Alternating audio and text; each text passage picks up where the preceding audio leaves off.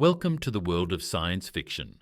Don't forget to like and subscribe so you don't miss new stories.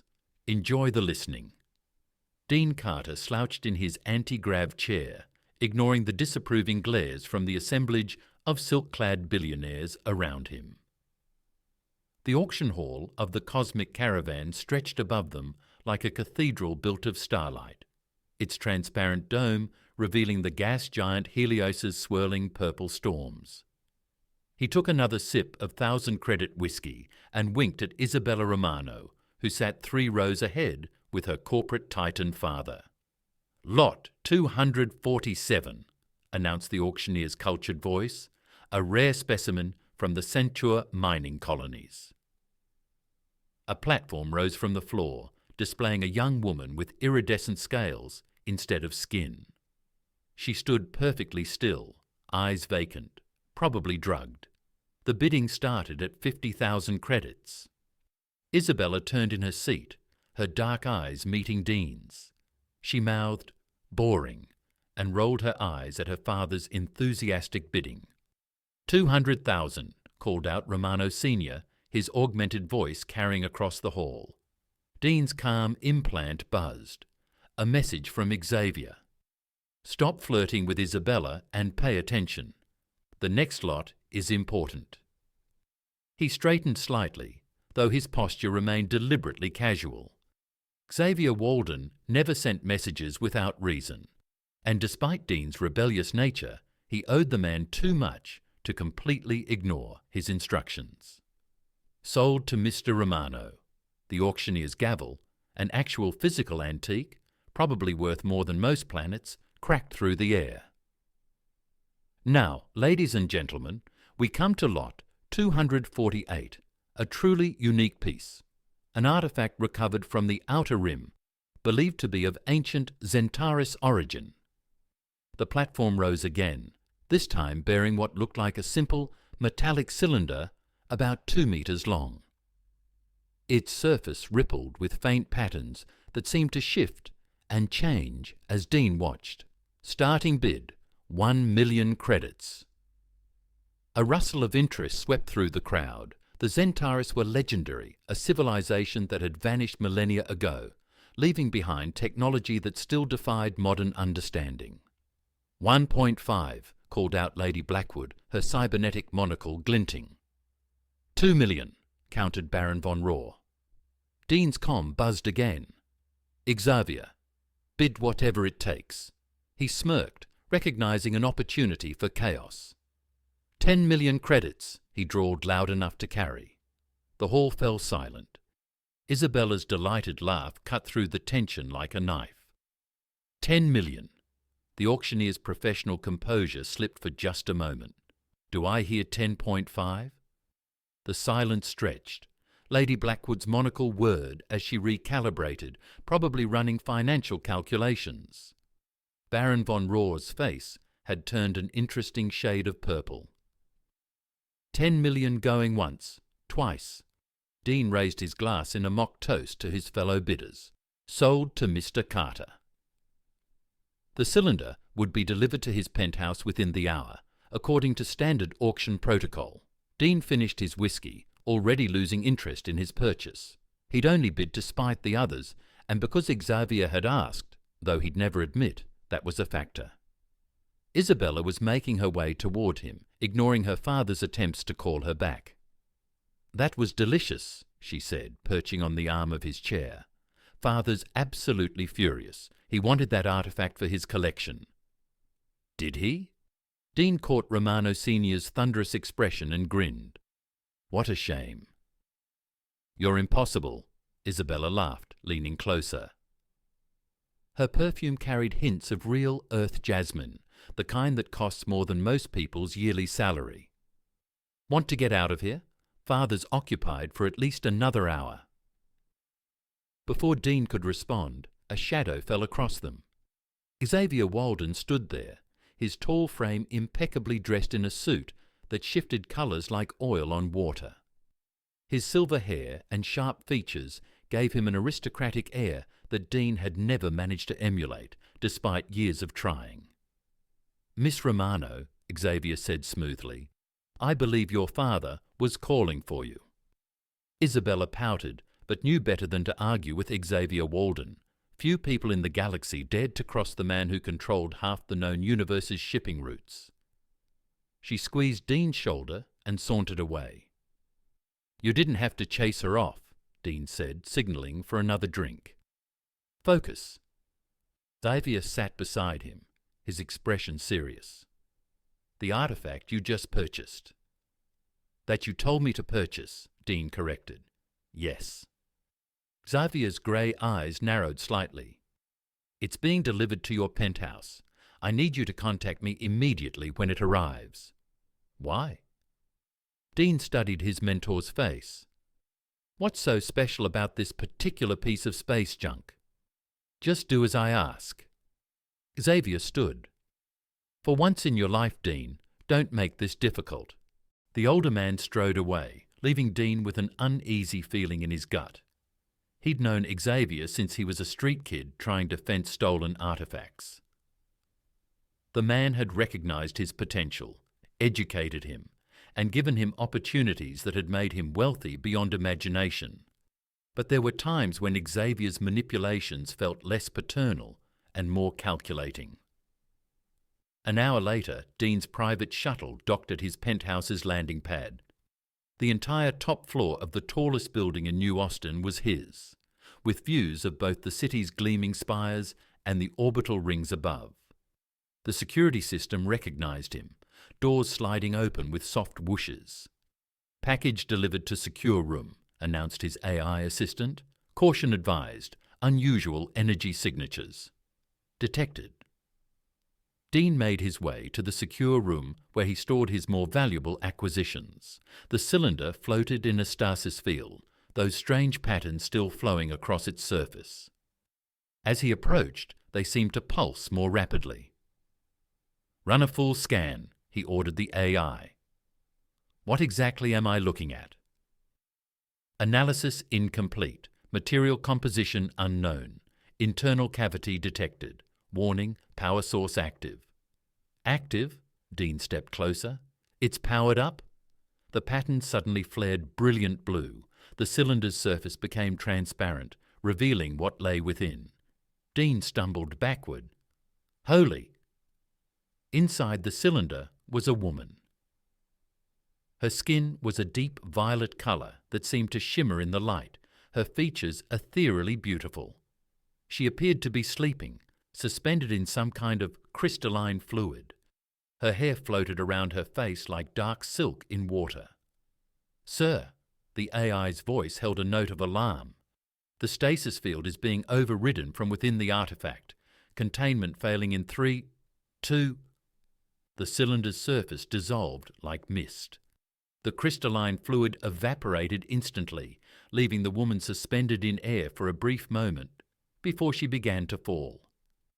Dean lunged forward, catching her before she hit the ground. Her skin was warm to the touch, and he could feel her heart beating. She was breathing. Her eyes fluttered open, revealing irises that shifted colour like the aurora borealis.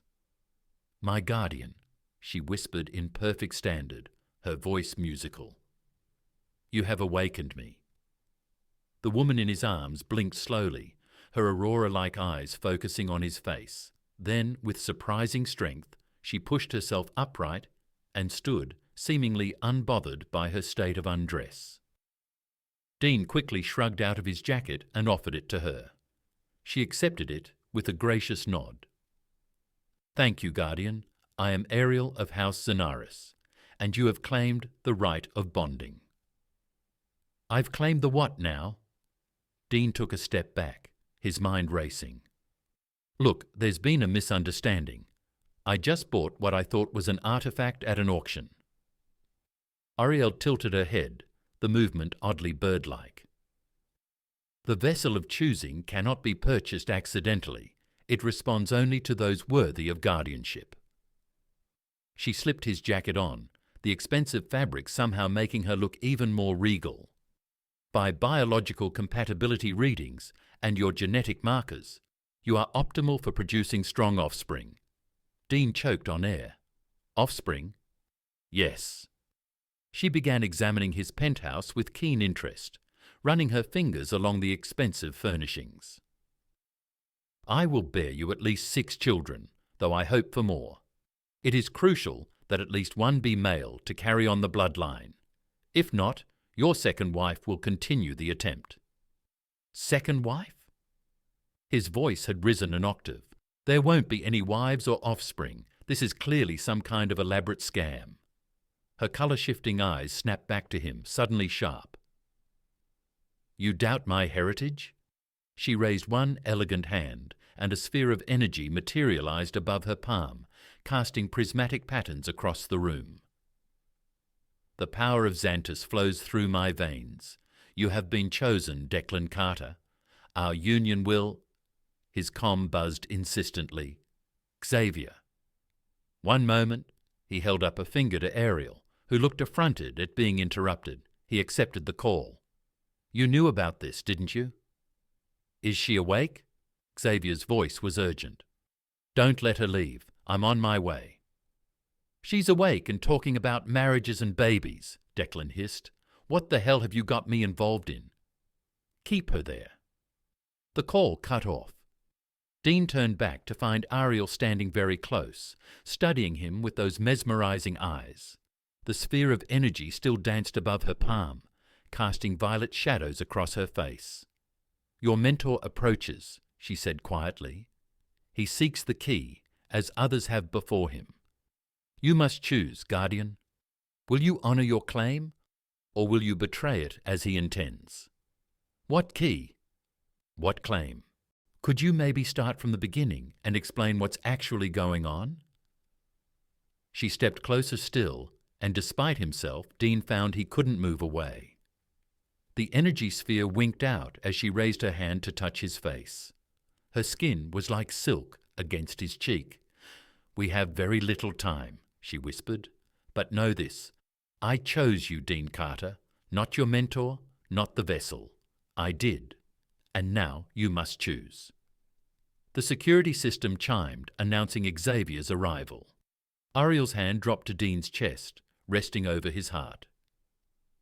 Choose wisely, my guardian. The fate of more than just our future children hangs in the balance. The penthouse doors slid open. Xavier Walden strode into the penthouse, flanked by 4 security officers in corporate tactical gear.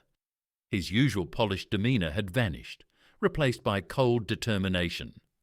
Step away from her, Dean. No. The word left Declan's mouth before he could think it through. Ariel's hand was still pressed against his chest, and something in him rebelled at the idea of betraying her trust. Don't be foolish. Xavier's augmented eye glowed as he scanned them. That creature is worth more than this entire city. The technology she carries has not been offered to you, Ariel interrupted, her melodic voice carrying an edge of steel. My guardian has claimed me. The choice is made. Xavier's laugh was sharp. Your guardian is my creation. Everything he is, everything he has, I built it all. He focused on Dean. Stop playing games, son. Step aside.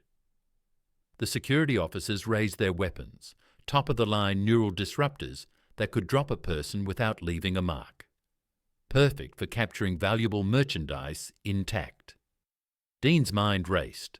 The penthouse had escape routes. He'd insisted on them when designing the place, but reaching them meant crossing the room. His own weapons were in the bedroom. The only advantage they had was that Xavier clearly wanted Ariel unharmed. You know what your problem is, old man. Declan's hand found the environmental controls behind his back. You taught me too well. He slammed the controls.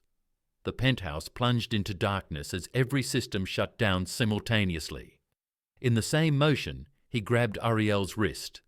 Run! They bolted for the secret passage behind the art collection. Neural blasts crackled through the air, illuminating the room in strobing flashes. Ariel moved with inhuman grace, easily keeping pace despite wearing nothing but his jacket. Left. Dean yanked her through a hidden door just as the backup generators kicked in. They sprinted down a maintenance corridor as alarms began blaring throughout the building. "Your mentor's betrayal pains you," Ariel said, somehow not even breathing hard as they ran. "Really? We're doing this now?" They reached the emergency elevator shaft. Dean pried open the doors, revealing the vertical tunnel stretching down into darkness. He pulled a pair of gravity manipulators from a hidden panel. "These will slow our fall," he explained, strapping one to her wrist. "Just don't—" Ariel stepped into empty air, dropping gracefully into the shaft. The manipulator's field engaged automatically, turning her plummet into a controlled descent. She looked up at him with those Aurora eyes. "Coming, Guardian."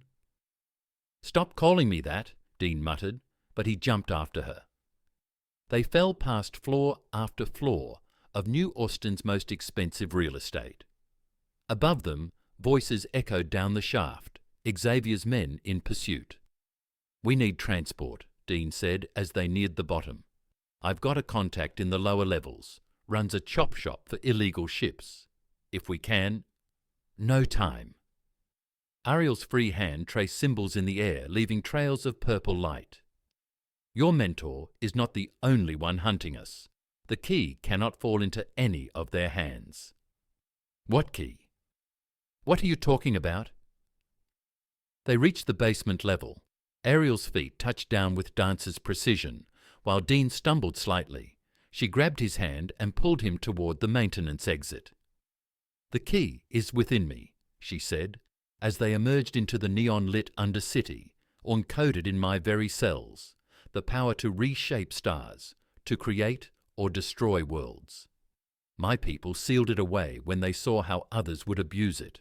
I am its guardian, as you are now mine.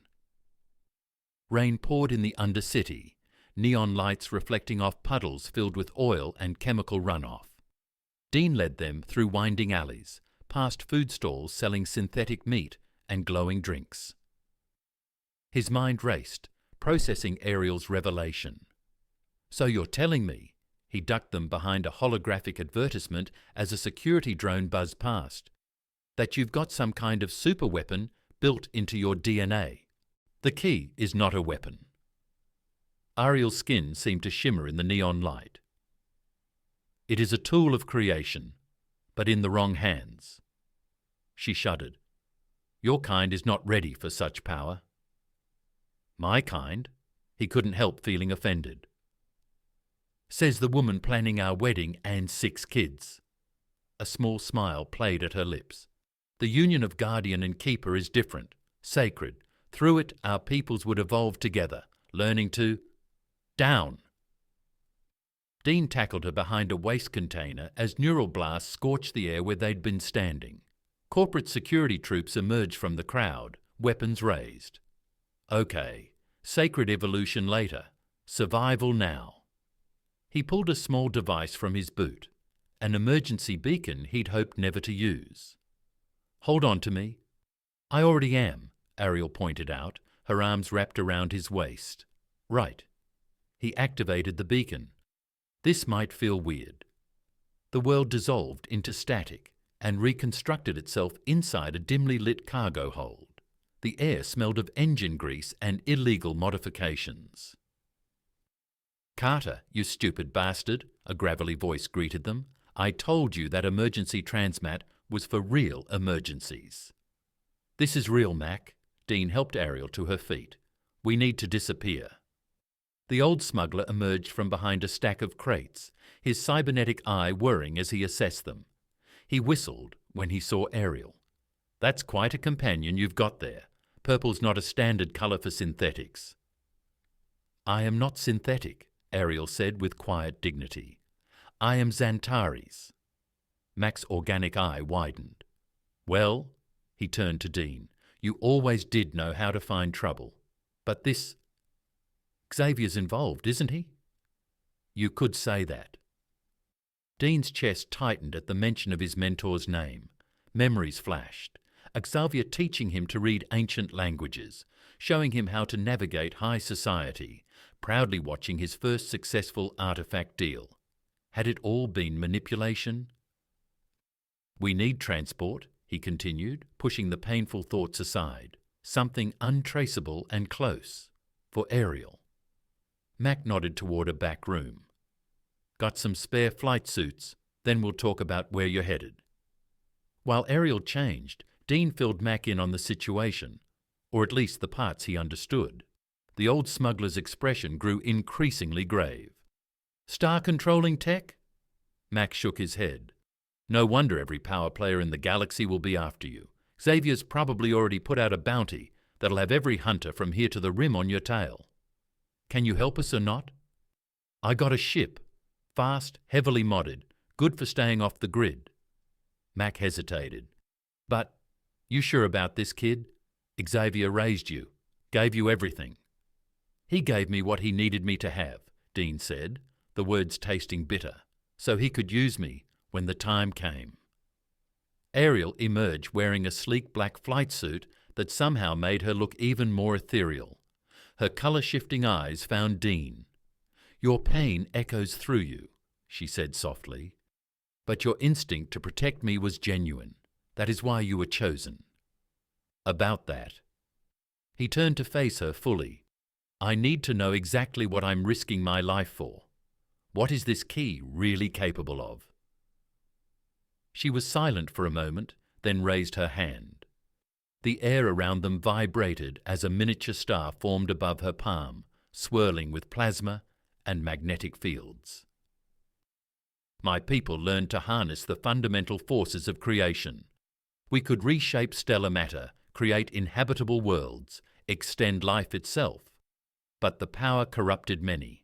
Wars were fought. Civilizations burned. The star winked out.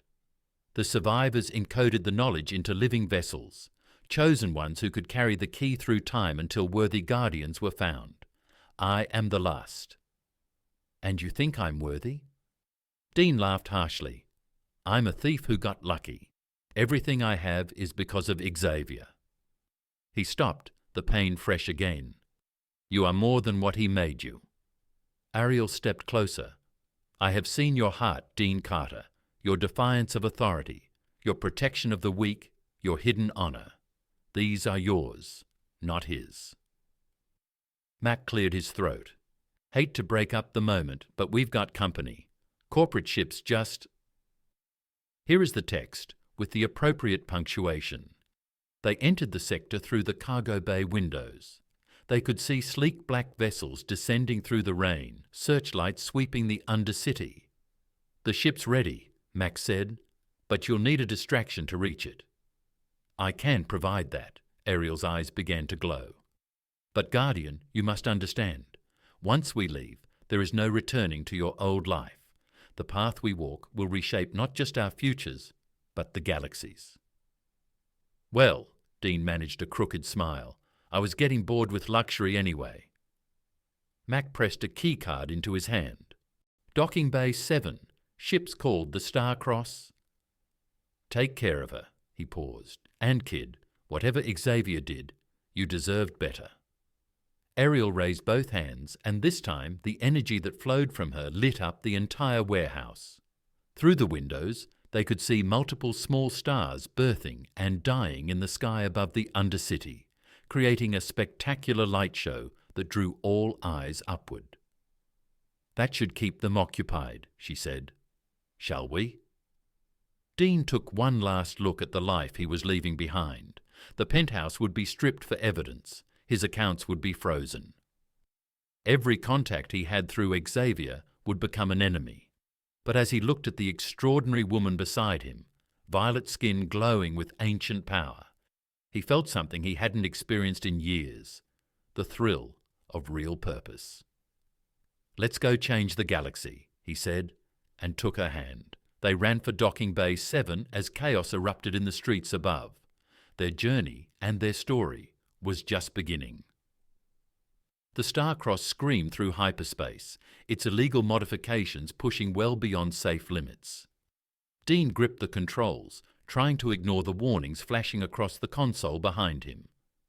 Ariel sat cross-legged in the co-pilot's chair, her eyes closed in meditation. They're still following, she said, without opening her eyes. That's impossible. No one can track through hyperspace. Xavier can. Her Aurora eyes opened, fixing on him. The tracker is in you, Guardian. It has been since he took you in. Dean's blood ran cold. A quantum resonance implant embedded in your cerebral cortex. Very sophisticated, very illegal. She stood, moving to his side. I can remove it, but it will be unpleasant. Before he could respond, the ship lurched violently. Warning sirens blared as they were yanked out of hyperspace. Through the viewport, a massive corporate cruiser loomed, its tractor beam already locked onto them. Too late, Ariel whispered. Xavier's voice filled the cabin. Come home, son. Let's discuss this reasonably. Like how you reasonably planted a tracker in my brain. Dean's hands tightened on the controls. Was anything real, Xavier? Or was I just another acquisition? Everything I did was to prepare you for greatness. And now, here you are, about to throw it all away for an alien fairy tale. Ariel touched Dean's shoulder. He will not stop. The hunger for power has consumed him as it did many in my time. Power? Xavier laughed. I'm trying to save civilization. The galaxy is chaos. Billions of lives wasted in pointless conflicts. With the Zenaris technology, we could reshape everything. Create order. Create peace through absolute control. Dean said quietly, That's always been your way, hasn't it? Control everything. Control everyone. Even me. The tractor beam pulled them inexorably closer. Armed shuttles approached from the cruiser's hangar. Last chance, Dean. Give her up willingly, and I'll forgive this rebellion. You'll retain your position, your wealth, everything you've worked for. Dean looked at Ariel. He had seen her move stars with a gesture, yet tend to injured refugees with gentle hands.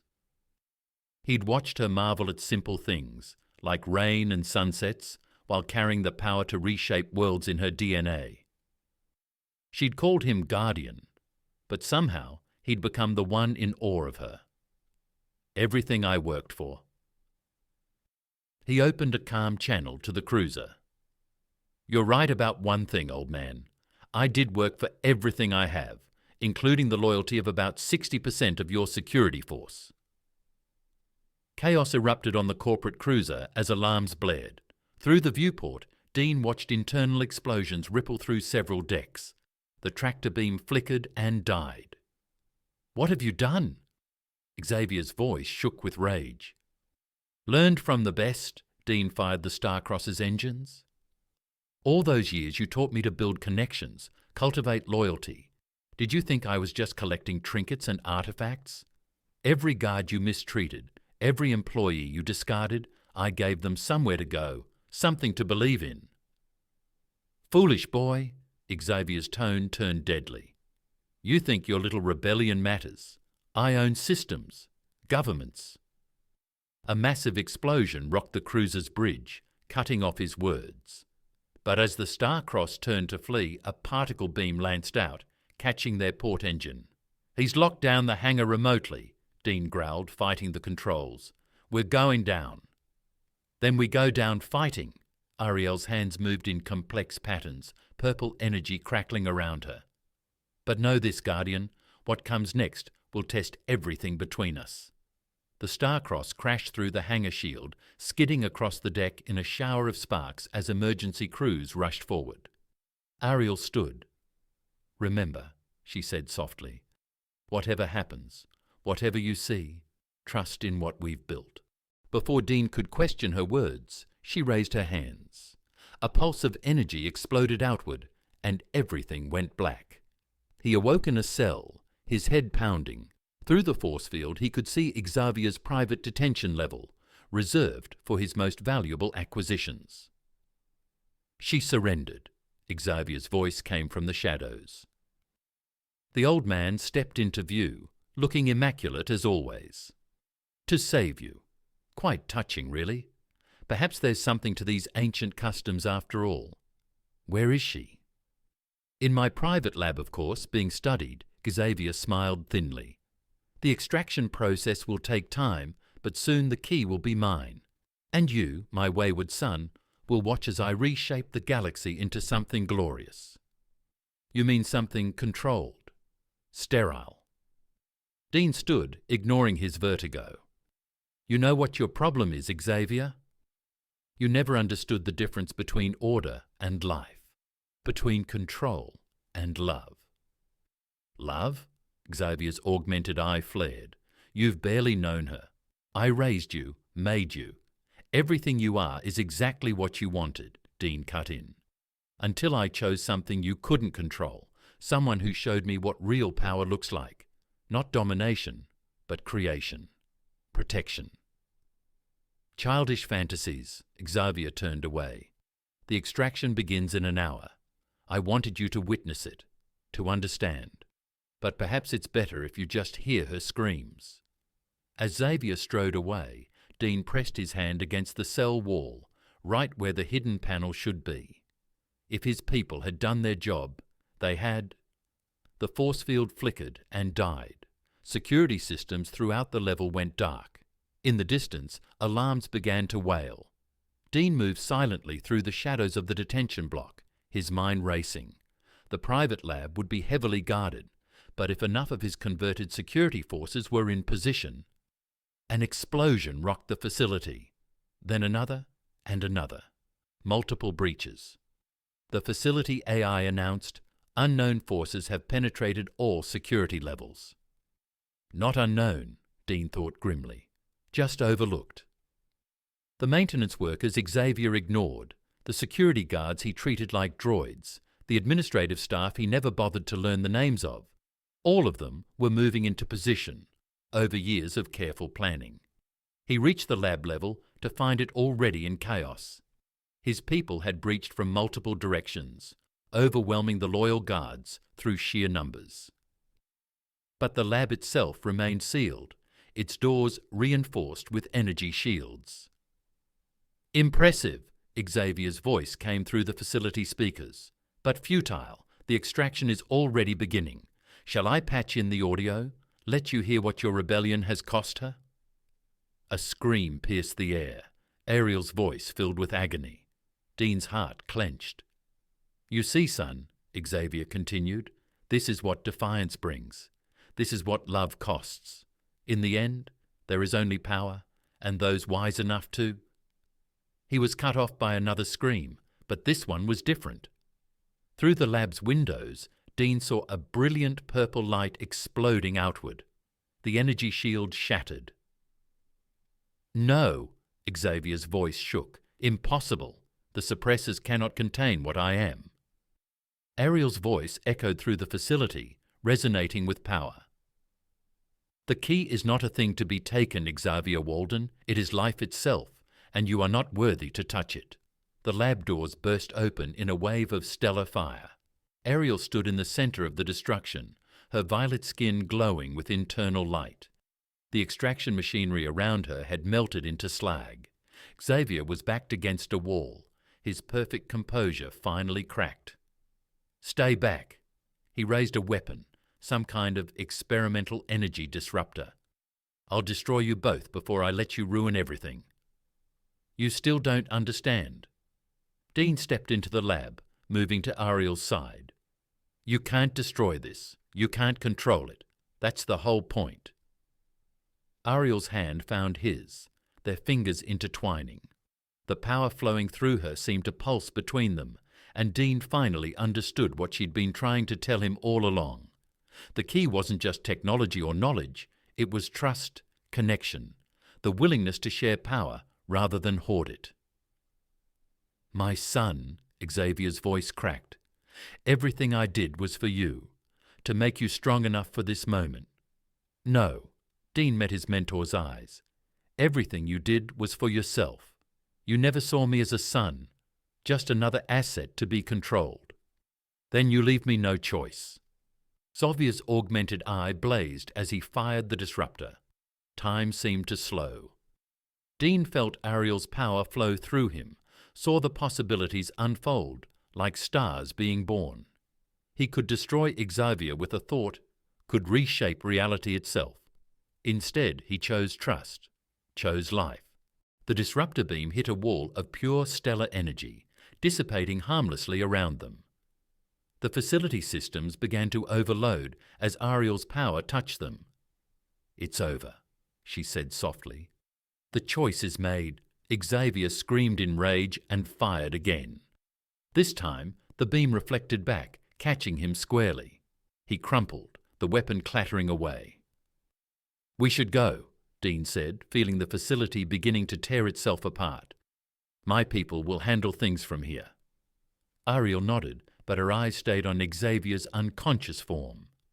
"He truly loved you in his way. But power corrupts, and he had so much of it for so long." "I know." Dean's chest ached with old pain and new understanding. "But we choose a different path." Dean took a step toward Xavier's fallen form. Despite everything, seeing him like this, broken, defeated, felt wrong. 20 years of memories flooded back, Xavier teaching him to navigate star charts, proudly watching his first successful negotiation, staying up late, helping him study ancient languages. "He needs medical attention," Dean said quietly. "Whatever else he's done, I can't just leave him here to die." Ariel's aurora eyes softened with understanding. The bond between father and child, even when broken, leaves deep marks on the soul. She knelt beside Xavier, her hands glowing with gentle energy. "I can stabilize him." "Why would you help him after what he tried to do to you?" "Because you love him still," she said simply. "And I love you." The words hung in the air between them as she worked. Dean felt his throat tighten. Through all their running, all their battles, neither of them had said it so plainly before. "He'll face justice," Dean said finally. "Real justice, not revenge. The evidence of what he's done will be enough to strip him of his power. But he'll live. Maybe in time. Time changes all things." Ariel stood, her work finished. "Even the deepest wounds can heal if we let them." Xavier's breathing had steadied. Medical teams were already approaching, loyal to Dean now, not the corporate empire. "Take care of him," Dean ordered as they lifted Xavier onto a stretcher. "He's still my father, whatever else he is." As they watched Xavier being carried away, Ariel leaned into Dean's side. "Your heart is why I chose you, you know? Not your strength or your cunning, though you have both.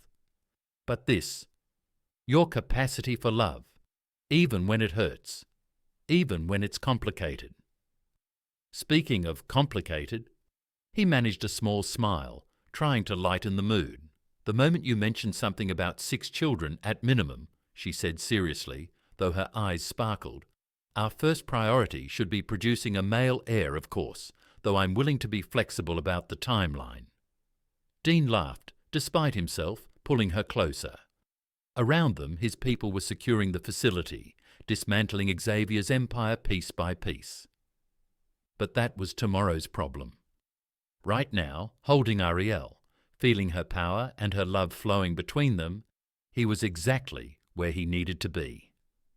"You know," he said softly, "I think I'm ready for my next great adventure." "Oh," she raised an eyebrow. "Yeah," he grinned. "Fatherhood." Her delighted laugh echoed through the chamber as she pulled him into a kiss, and for a moment the stars themselves seemed to dance. 1 year later, the private medical facility on New Venus was nothing like the sterile corporate hospitals Dean remembered from his youth. Sunlight streamed through living crystal walls, and the gardens outside bloomed with both Earth and alien species. A fitting place for healing, he thought, both body and soul. Xavier sat in a hover chair by the window, looking smaller than Dean remembered, but clearer somehow. The machines that had kept him enhanced, controlled, and ultimately corrupted were gone now. What remained was just his father. "The board confirmed your appointment yesterday," Xavier said, his natural eye watching the gardens. "Full control of the corporation. You've surpassed every expectation I ever had for you." "That wasn't hard," Dean settled into the chair opposite him. "Your expectations were always about control, not growth." Yes, Xavier's admission came quietly. I thought I was preparing you for power. Instead, you learned what power is truly for. He turned to face his son. I see that now.